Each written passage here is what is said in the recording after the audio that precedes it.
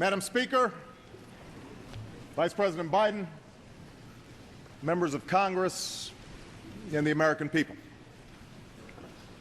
When I spoke here last winter, this nation was facing the worst economic crisis since the Great Depression. We were losing an average of 700,000 jobs per month. Credit was frozen, and our financial system was on the verge of collapse. Now, as any American who is still looking for work or a way to pay their bills will tell you, we are by no means out of the woods. A full and vibrant recovery is still many months away. And I will not let up until those Americans who seek jobs can find them.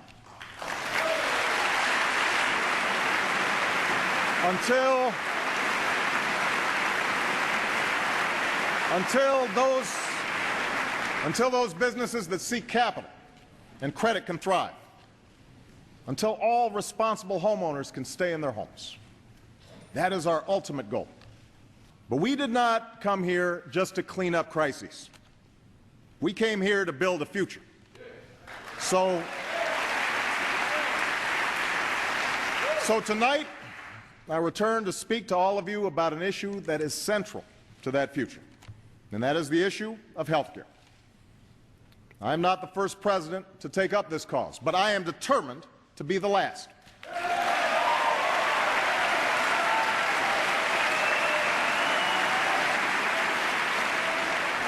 It has now been nearly a century since Theodore Roosevelt first called for health care reform.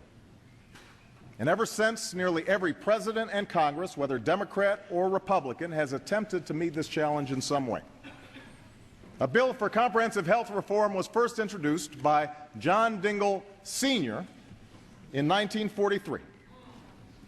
65 years later, his son continues to introduce that same bill at the beginning of each session.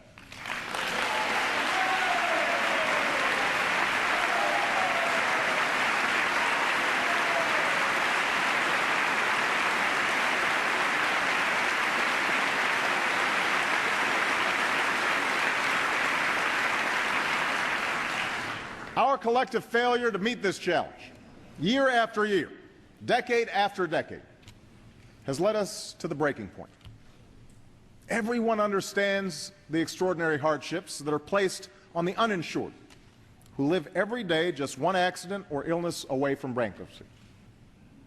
These are not primarily people on welfare. These are middle-class Americans. Some can't get insurance on the job. Others are self-employed and can't afford it, since buying insurance on your own costs you 3 times as much as the coverage you get from your employer. Many other Americans who are willing and able to pay are still denied insurance due to previous illnesses or conditions that insurance companies decide are too risky or too expensive to cover.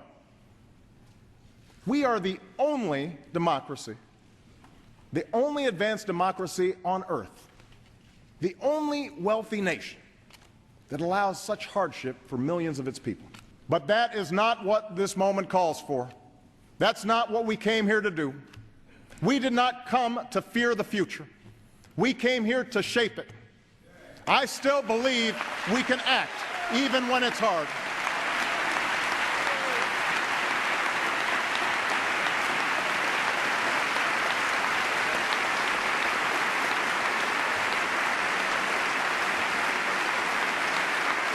I still believe that we can act when it's hard. I still believe we can replace acrimony with civility and gridlock with progress. I still believe we can do great things, and that here and now we will meet history's test, because that's who we are. That is our calling. That is our character. Thank you. God bless you. And may God bless the United States of America.